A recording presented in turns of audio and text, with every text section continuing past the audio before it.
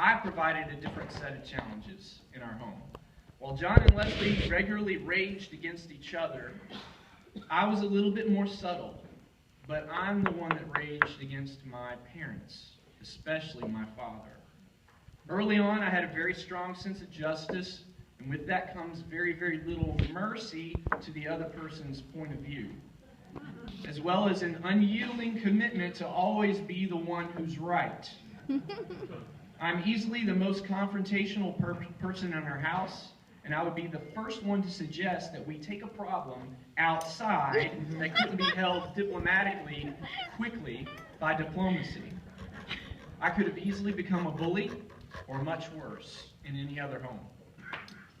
Mine was a struggle for identity, and my teenage years were the worst. I could not have articulated it, but I know I blamed Dad. I blamed him for my own unhappiness, though it was never his fault. I made him the enemy of my pubescent development and my difficulty in adjusting.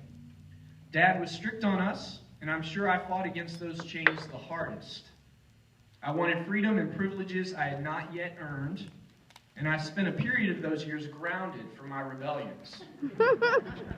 I had no interest in his wisdom, guidance, or counsel, and especially his rules. And my story sounds familiar, the story of many young men and their dads, but I've got to say, in this case, I think there was something brilliant about the strategy my father took. Most fathers only know how to hold their breath and not kill the boy before he grows out of this idiotic stage. But my dad was present and spoke wisdom into my life. Even if I wouldn't accept it from him, he did this by enlisting trusted other men, young men, as role models and heroes for me. These other voices catered to my developing identity and my interests and brought me through these rougher years with no scars or wounds safely into my adult years. Dad saved me from myself, and his method was pretty slick in doing so, very covert. Ninja Dad.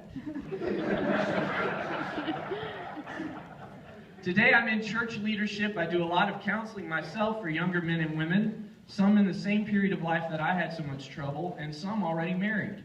My best counseling moments, I know, are when I'm making a connection for a church member that I know intuitively from growing up with such a master of connections.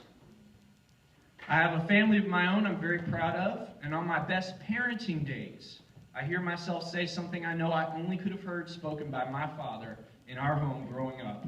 On my best days as a husband, I know I am sharing the same security of a healthy marriage that I witnessed in our home.